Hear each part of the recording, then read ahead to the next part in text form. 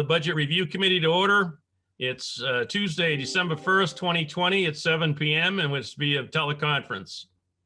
As chairman of the Budget Review Committee, I find that due to the state of emergency declared by the governor as a result of the COVID-19 pandemic, and in accordance with the governor's emergency order number 12, pursuant to Executive Order 2020-04, this public body is authorized to meet electronically.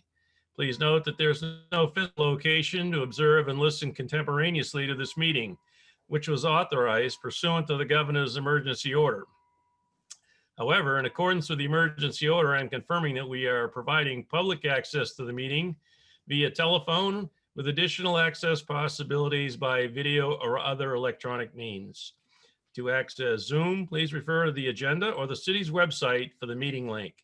To join by phone, dial 1-929-205-6099. Meeting ID is 812-6461-7360, and the passcode is 315866. The public may also view the meeting via channel 16. We previously gave notice to the public of the necessary information for accessing the meeting through public postings.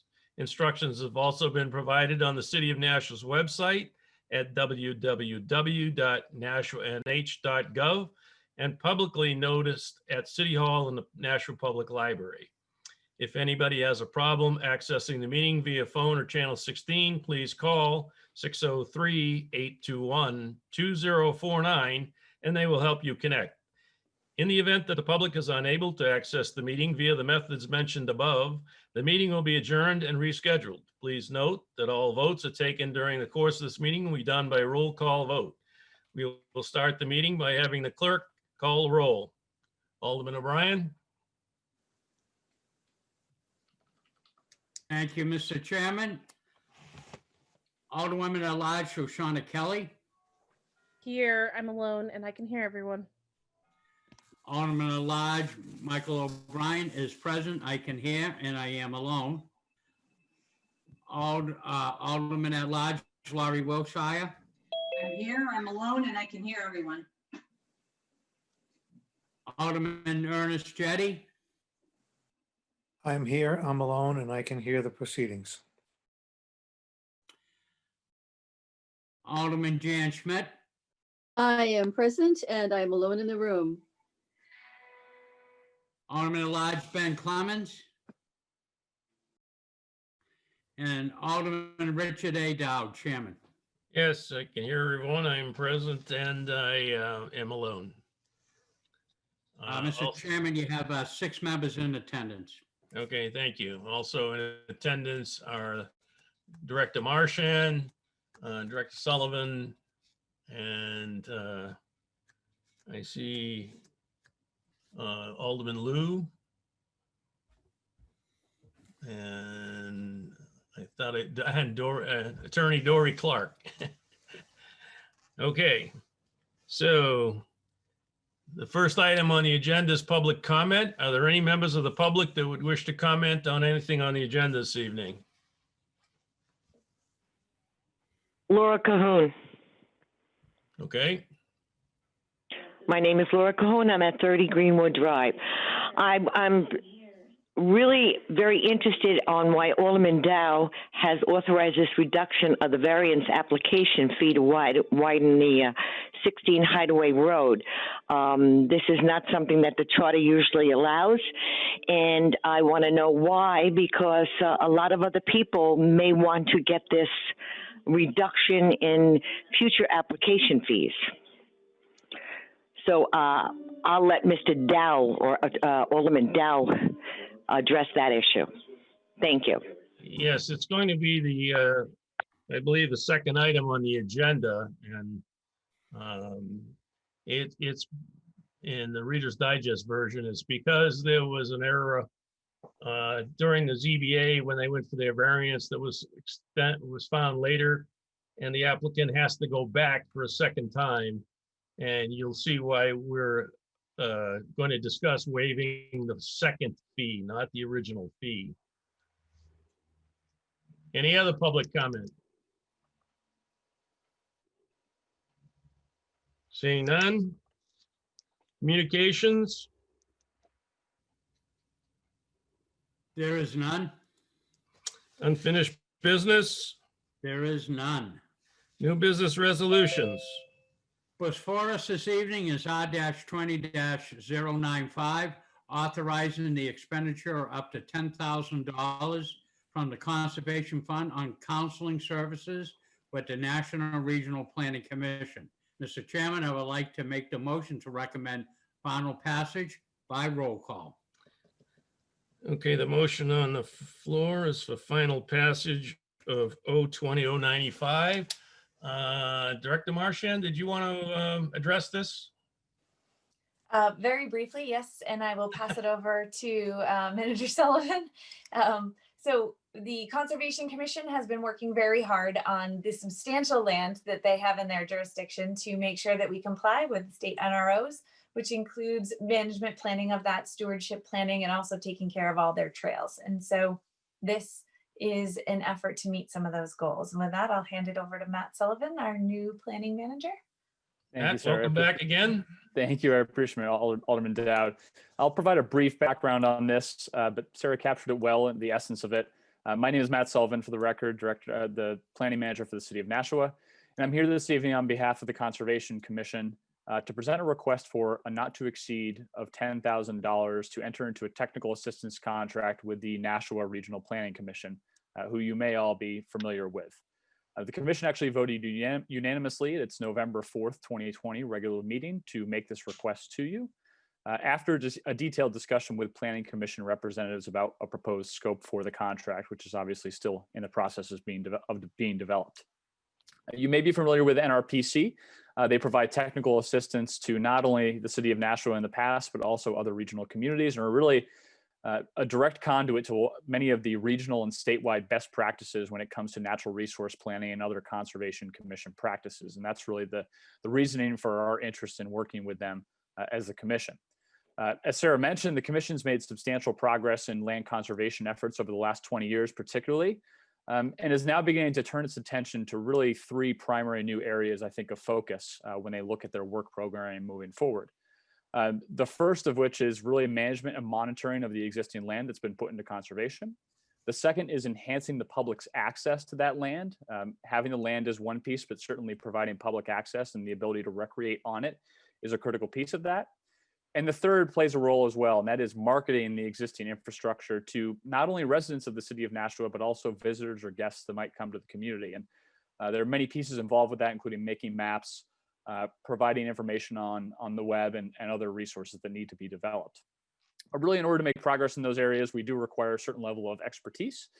And as a result, there's a need to partner with an organization like the Regional Planning Commission to really enter into four specific areas. And that is, again, forest and land management planning, technical assistance to trail mapping and wayfinding signage efforts, development of enhanced maps for existing land and those resources, and of course, easement of support of existing easement monitoring efforts, some of which are required per state law as well and based on funding. I'm happy to answer any questions related to this request this evening, but if approved, we do plan to move forward into contract finalization as soon as possible, and I'm happy to answer any questions that you might have. Thank you so much. Any members of the committee have questions? Alderman Jettie? Not so much a question, but a comment as liaison to the Conservation Commission. I want to point out to my fellow aldermen that this $10,000 is not new money. It's coming from the Conservation Fund, which if I understand correctly, has about $1.6 million in it. So this 10,000 would not be the expenditure of new tax revenue, but it's money that they already have, and they're just asking for your approval to spend it for the purposes provided, explained by Mr. Sullivan. Thank you, Alderman Jettie. Any other questions? If not, would the clerk please call the roll? Thank you, Mr. Chairman. Alderman Schmidt, Yes. Alderman Jettie, Yes. Alderman Wilshire, Yes. Alderman O'Brien votes yes. Alderwoman Kelly, Yes. and Alderman Dowd. Yes, and Alderman Clemmons did join us. Was he here for the question? May I ask him? Yep. Yes, I vote yes. Okay, thank you, Alderman Clemmons. Mr. All right. Chairman, that is 7 yeas, 0 nays. Motion carried. Thank you very much. I know Director Marchand and Mr. Sullivan have to leave for other meetings unless you want to stay for the next one, but that's fine. And Mr. Chairman, for clerical reasons, may I record that at 7:11 PM, Alderman Clemmons has joined the meeting. Thank you. Okay. All right. Alderman O'Brien, the next item. Thank you, Mr. Chairman. Also before us this evening is R-20-096, authorizing a reduction of a $330 variance application fee to widen the driveway at 16 Hideaway Road to $50. Mr. Chairman, I would like to make a motion to recommend final passage by roll call. Okay, the motion is to recommend final passage of R-20-096, and I'd like to explain, this is nobody's fault, but the people from 16 Hideaway Road went into the ZBA for a variance. They went through the process of getting the variance to add on to their garage and expand their driveway into the garage. And it was passed unanimously. I sent everybody a copy of the minutes from that meeting. And I've also had conversations with Director Marchand and Mr. Sullivan.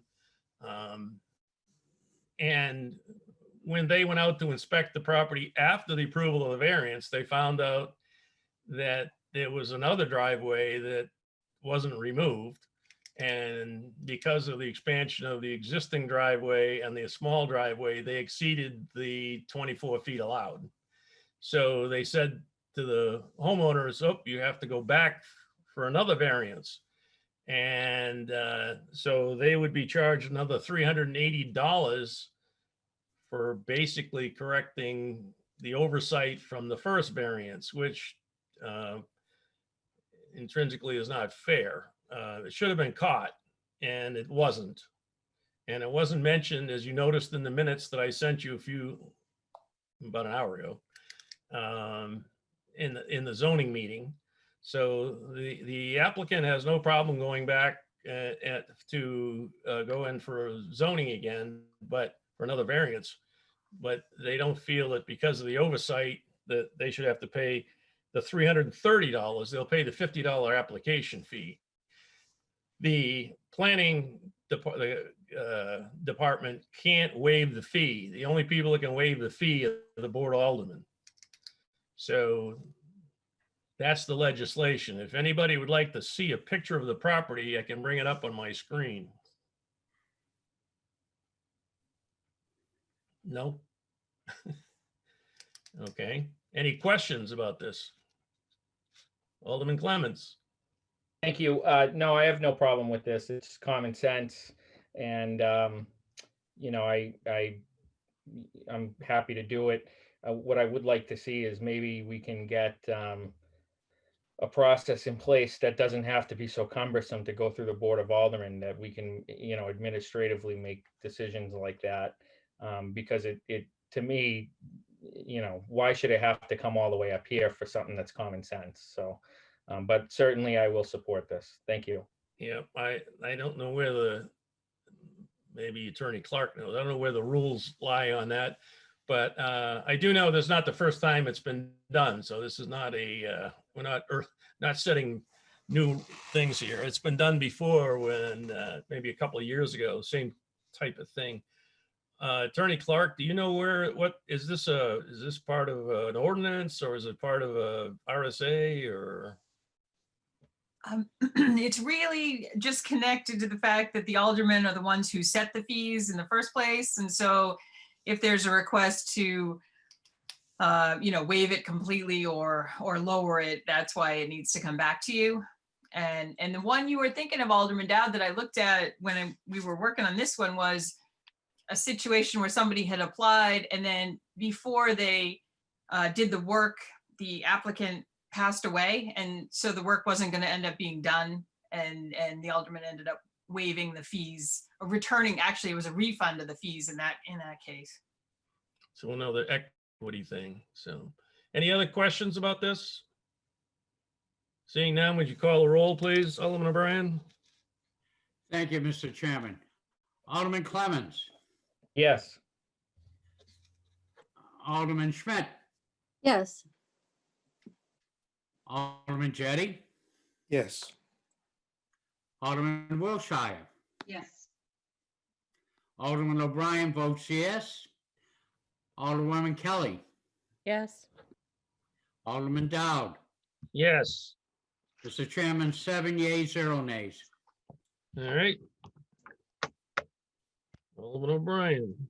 Thank you, Mr. Chairman. Also before us this evening is R-20-098, approving the cost items of a collective bargaining agreement between the City of Nashua, New Hampshire, and the UAW Local 2322 Clerical and Technical Unit from July 1st, 2020 through June 30th, 2024, and authorizing related transfers. Mr. Chairman, I would like to make a motion to recommend final passage by roll call. Okay. Attorney Clark, I know that you negotiated the two we have on our plate this evening together. Do you want to take them together or do you want to take them separately? They're pretty closely identical in the wording, I think, unless you have, how would you like to proceed with that? Yeah, I mean, I think the conversation for both of them will be the same. The language in the collective bargaining agreements is identical in the two of them. The real differences are just the employees, the job titles that are covered by each one, and the salary schedules at the end. Okay. Yeah, because they're different levels of people.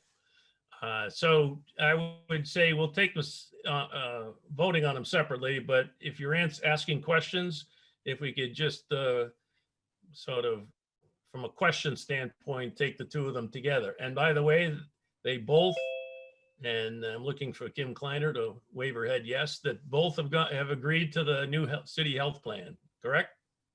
Good answer. Okay. Questions? A parliamentary inquiry, Mr. Chairman. Do you want me to read R-2099 just with a pending motion in case you No, lead into discussion? Just to keep it clean, we'll vote on them separately, but we don't need to go through a lot of discussion on the second one because they're pretty close together as far as the wording is concerned. The only difference is the levels of pay and the job titles, but the rest of the bulk of the information is pretty much identical. Oh, and thank you, Mr. Chairman. I agree. My question is, do you want a motion of final passage yet. with? Okay. So does anybody have a question, by the way? Alderman Jettie and then Alderman Lou. Yes, if someone could, tell us for each bargaining unit, how many people are we talking? And could you generally describe what, who they are, what they do for the city? And can you summarize what the, what the increases are going to be? And could you explain how the healthcare portion, the high deductible healthcare portion, how is this different from the firefighters contract that the mayor the portion that the mayor just vetoed? How is this different from that? The costing sheets are in the legislation, but if you want it summarized, I'm sure Attorney Clark is well aware of it. Please. Clark? Yes, I'd be happy to go through the brief summary of the cost item changes. There aren't that many. And then maybe while I'm doing that, I can ask him to just double check the numbers in the different units, and we can briefly describe which groups of employees are in each one. So in terms of the cost item changes for these two CBAs, and the way I did it in my memo was by article, so I'll just quickly go through that. In Article 20, tuition reimbursement, we agreed to continue to fund the joint tuition account for both units together in an annual amount of $10,000 with an extra $3,000 if they run out. And what we ended up doing is that tuition account is an expendable trust fund, so it rolls over. And it hasn't been used a lot the last couple of years. So there was some money in there that we ended up agreeing with the union to transfer out of the tuition account and use it for a one-time set of some grade and step adjustments to the lowest paid employees in the clerical technical unit. That was it was a little under $38,000.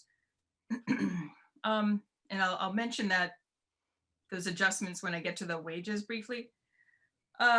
Article 23, which is health insurance. These two units agreed to make the same changes to health insurance that the unaffiliated have currently, whereby the HMO copays and deductibles are increased, and we put the language for the high deductible plan in the contracts. So that was specifically the insurance changes that the mayor and the administration were looking for. In the mileage reimbursement article, so there's some employees in this group that have been looking over the last couple cycles for some city vehicles to be able to use. Some of the strongest advocates have been like in the building inspection department, who they currently use their own vehicles, but they've been asking for some city vehicles for, like I said, the last couple cycles to be able to use for work purposes instead of using their own vehicles and getting reimbursed mileage. So in this, for this cycle, we agreed there's gonna be 4 used police department vehicles that instead of being traded in, we're gonna bring them over to City Hall and have them be available to UAW employees as sort of a pilot program where we're not gonna do any guaranteed replacement, but thought it was a way to see if some of these, vehicles that would otherwise be traded in, we could get a couple years out of and have some more cars available for these UAW employees. Just for the sake of the public, we're taking all the equipment off them. Yes. I believe they still will be marked as, City of Nashua, I don't know, some building department or community development, but I think they'll have some sort police of markings. But yeah, they will not still appear as police vehicles. They're actually, my understanding is they were unmarked detective vehicles. So they weren't patrol cars, I guess I'll just say that. So they don't have quite the wear and tear that the patrol car vehicles would have. For wages, we agreed to a 4-year contract, and for this group, they have salary grids at the end of their contracts, and the way they generally operate is in a given year, if you get a passing performance evaluation, you get a step if we negotiate it, and the steps are roughly between 2 and 2.1%. The difference, we're trying to get everybody to just 2% steps, but there's some grandfathered employees on some older grids. So with that as the background, what we agreed to is for fiscal 21, a step which will be retroactive to July 1, 2020. In fiscal 22, we're going to do that one-time set of grade and step adjustments for the lowest grade employees. And these were employees that, and Kim can speak to this, that there was some trouble with hiring and retention.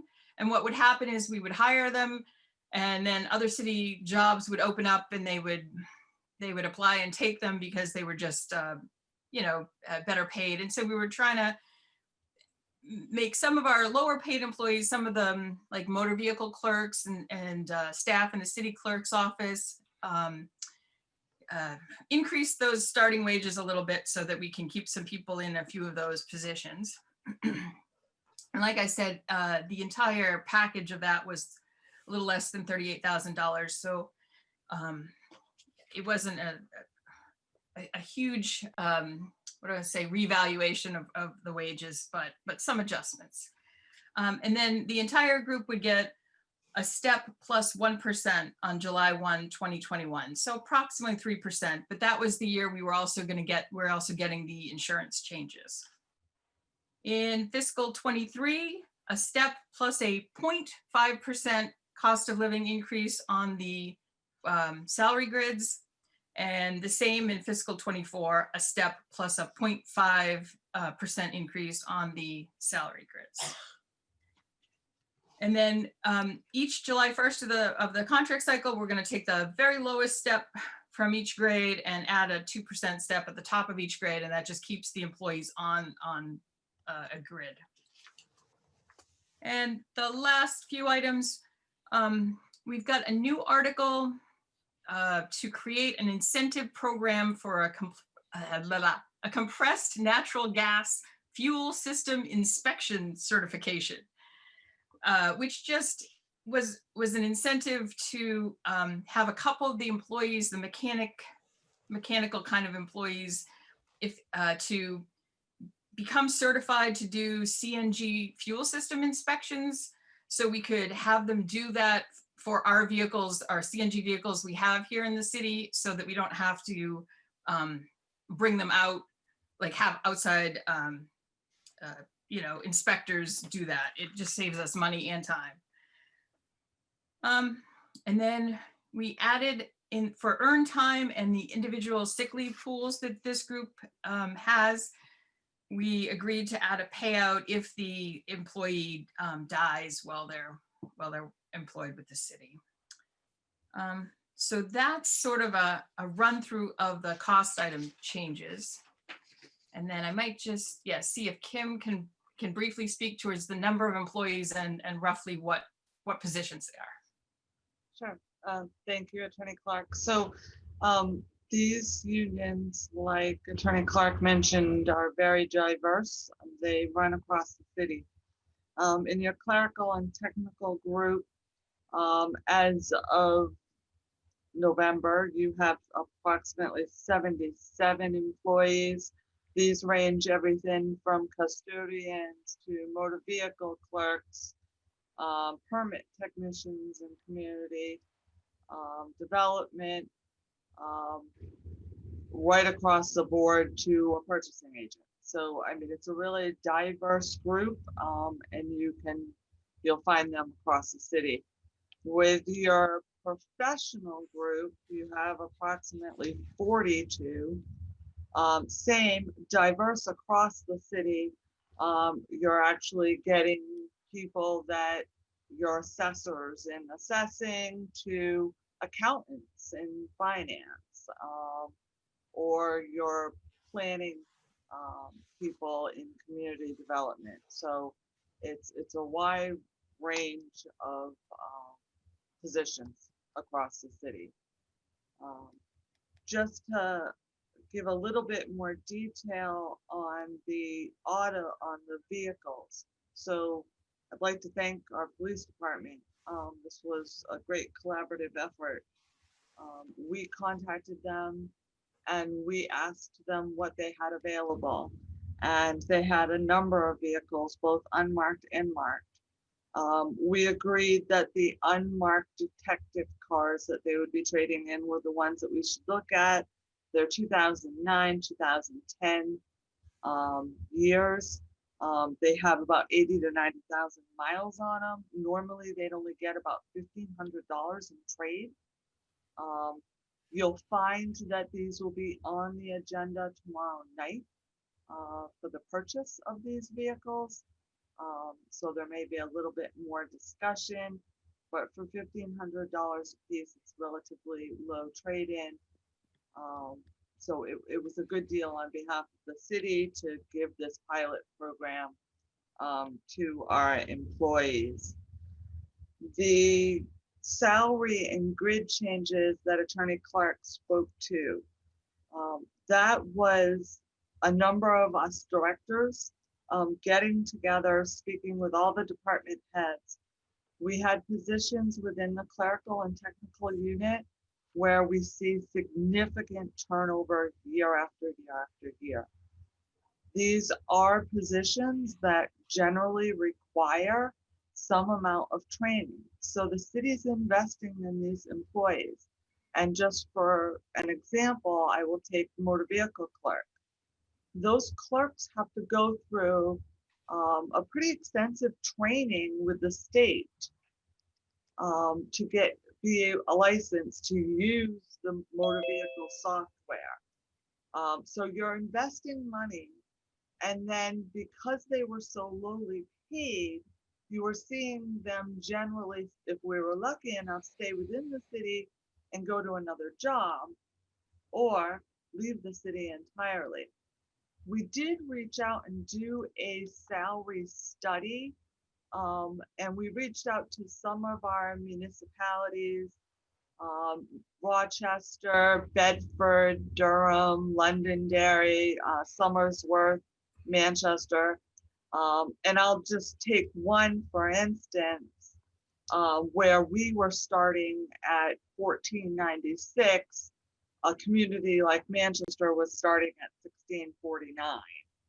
So, you know, we looked at these other communities for these same jobs that we were looking to adjust, and we really did see that we were low. The important part to note with these grid changes is that $38,000 is coming from an education trust fund that the union has already had. The money's already been appropriated. It's already been put in this education trust fund for the union to use. They haven't had much use over the past 4 years, and they have agreed to fund these changes out of that trust fund. So that $38,000 really isn't coming out of our fiscal 22 budget, so to speak. The other item that I think you had questions on was the health care, which has been quite a topic of discussion.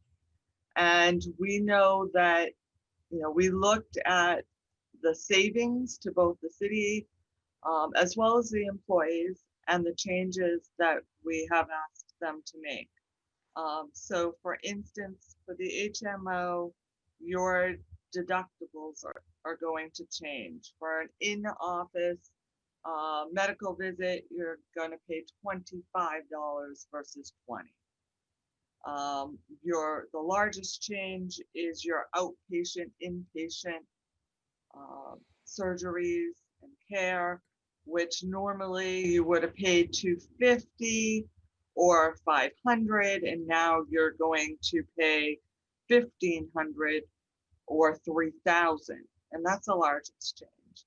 And then you have the tier pharmacy benefits, 5, 15, 35, going to 10, 30, and 50. Now, the important thing to note is by the union accepting these charges, their employees are going to see a little over a 20% reduction in their premiums out of their paycheck. So there is a savings to the employee. The city's going to see a substantial savings in our health benefits fund. And we estimate that yearly savings to be a little over $260,000. So this is an important change. It's one that the city feels very strongly about. We want to say that the negotiations with UAW worked very well. We want to thank the union. Everybody realized that we are in a tough financial position, especially going into the fiscal 22 budget. They also realized that the amount we had in contingency and we were working with for fiscal 21 was very tight, where we settled with the 2% for the step. And we can say that, you know, both John Griffin and I have gone over the costings, and all of that is affordable to the city well within our budget. Okay, thank you, Mrs. Kleiner. Any other questions? Yeah, could I follow up, Mr. Chairman? Follow Dowd? up? Go ahead. Yeah, so I also asked what the difference was between, you know, this high deductible health insurance plan and the one that was vetoed by the mayor for the firefighters. And also, speaking of firefighters, I noticed that the fire commissioners had to approve one of these contracts. So do I understand there are people that work for the fire department that aren't represented by the firefighters union? They're represented by this other union that represents a broad spectrum of employees? Very good question, Alderman Jettie. So there are a couple positions at the fire department, administrative assistants, that are within the UAW unit. And that is why the fire commission had to approve the deal, which they did last Sunday afternoon. The other question regarding the high deductible plan is, and this is something that the unaffiliated signed on to as well. You'll notice we're talking about the distribution in 2 installments, one on July 1st, one on October 1st, and then we talk about after July 1st that those city contributions will be prorated. That's important when you run into whether someone is meeting their limit for the year, which is set by the IRS. So those are important changes that you don't see in the file. For the high Director Kleiner, isn't the biggest difference the fact that the high deductible language in the fireman's contract calls for a salary increases if they reach certain levels, which is not in any of these other contracts? That is true, Alderman Dowd. There is no incentives for employees to join the health savings account or high deductible plan in the UAW contracts. There is in the file. Anything else, Alderman Jettie? No, thank you very much. Alderman Loon? Thank you, Mr. Chairman. I just have about 3 questions, if I could ask through you. Sure. Director Kleiner. Can you get closer to your microphone? It's hard to hear you. Yeah. So Director Kleiner, when we talk about this group has gone with the high deductible, do we mean we've accepted it as one of the 3 options that they are offering? Or are we saying that every employee in this union has agreed to go with the high deductible? Great, if you, Alderman Dowd. So this is important to know. The city in the past has not documented the high deductible or health savings account plan in the contracts to the extent that we are now. So we've said another city alternative, and we haven't actually laid out all of the details of that plan. That's what we mean by we're including that language in the contract. Important to note, what that does is that now memorializes that city contribution of 1,500 or 3,000, and it makes that a negotiable item going forward. where that hasn't been memorialized before. That is not to say these employees do not need to switch to the health savings or high deductible if they choose not to. They can stay with the HMO. They will now have the cheaper rates, but they will have the changes to their deductibles as of next July. Okay, thank Other you. question, Alderman Lou? Yes, just another, something I noticed, and it may just be a typo, but I wanted to ask about it's Article 20 of the professional contract on page 18. And I just wondered if it was purposeful or not that last year that it just seems to me in let's see, in June, at June 30th of the year, right before the new $10,000 contribution is made, you look at the fund, and if it's empty, then you throw in another 3,000. It just seems like the years were not updated properly, because I see the years as that's going to happen in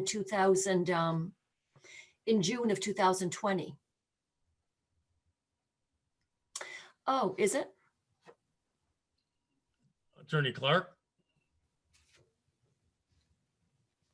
Yes, I'm looking at that right now, and I think I understand what Alderman Lou is getting at. If we're putting the 10,000 in on July 1, 2020, we'd look to see if it was all spent by June 30th, 2021. So I think that yes, those 4 years, the June 30th dates need to all be kicked up 1 year. I'm looking at the clerical technical contract, so I think that it needs to be fixed in both of them. Oh, I just want to tell you, I just wasn't sure if there was something substantive that was included there. That's all. Thank you. That's a good catch. We'll have to fix those years. Thank you. Okay, thank you. Attorney Clark, will those be fixed when we go to the full board? Do we have to amend anything tonight, or just go to the full board with a goldenrod copy? Yeah, I think I can, that probably is easiest. I can probably do a goldenrod copy for the next full board meeting. Because it's pretty much a clerical issue. I think It I had is. Alderman O'Brien, then Alderman Clements.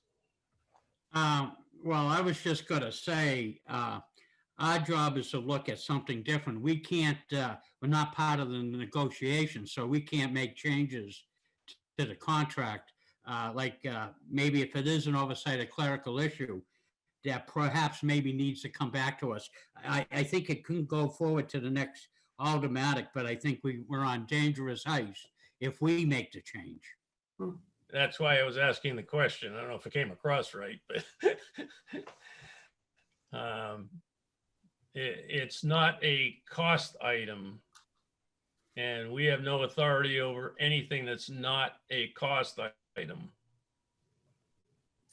Alderman Clements, did you have something? Yeah, I was wondering if the reason that it was June 2020 was because this was a retroactive contract. Mhm. Hi, Ben. I think actually it looks like the June 30th, 2020 date was actually in the prior contract, because Okay. I have it as one of my strikeouts as well. So I think I just put the wrong years in when I was doing the red line. Okay, so that contribution already happened then, Yeah. or if there was one to be had. Exactly, and there actually wasn't. They didn't spend the 10,000, so we didn't add the extra 3. So Okay. I'm guessing if it's a clerical issue, you can just get the unions to say that change is fine, and when we come to the full board. Yes. Because again, it's the reason I brought up, we can't do an amendment, which is what I was trying to get at, because it's not an item we have any control over. Okay, so Any other questions concerning the two contracts? And we'll read them separately, but nope. Okay, Alderman O'Brien, call a roll on R 20-098. Thank you, Mr. Chairman. Alderman Clemmons, Yes. Alderman Schmidt, Yes. Alderman Jettie, Yes. Alderman Wiltshire. Yes. Could you, Alderman Wiltshire, did not hear you. You're muted. She said yes. Yes. Okay, thank you. Alderman O'Brien votes yes. Alderwoman Kelly Yes. and Alderman Dowd. Yes. That's Motion 7 yeas, carries. 0 nays. Thank you. I'll Also read the next. before us- Are you ready, Mr. Chairman? Yeah. Go ahead Also and read the before next us one. this evening- Yep. Also before us this evening is R-20-099, approving the cost items of collective bargaining agreement between the city of Nashua, New Hampshire, and UAW Local 2322 professional unit from July 1st, 2020 through June 30th, 2024, and authorizing related transfers. Mr. Chairman, I'd like to make the motion to recommend final passage by roll call. Motion on the floor is the final pass, recommending final passage of R 20-099. Are there any additional questions? Seeing none, would you please call the roll? Thank you, Mr. Chairman. Alderman Clemmons, Yes. Alderman Schmidt, Yes. Alderman Jettie, Yes. Alderman Wiltshire, Yes. Alderman O'Brien votes yes. Alderwoman Kelly Yes. and Alderman Dowd. Yes. 7 yeas, 0 nays. Motion carries. Okay, new business ordinances.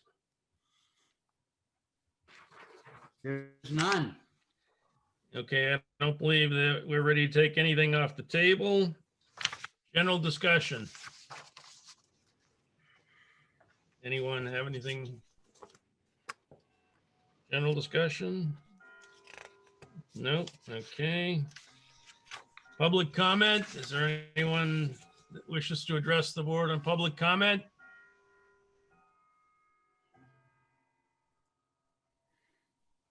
Not seeing or hearing anyone. Remarks by Alderman?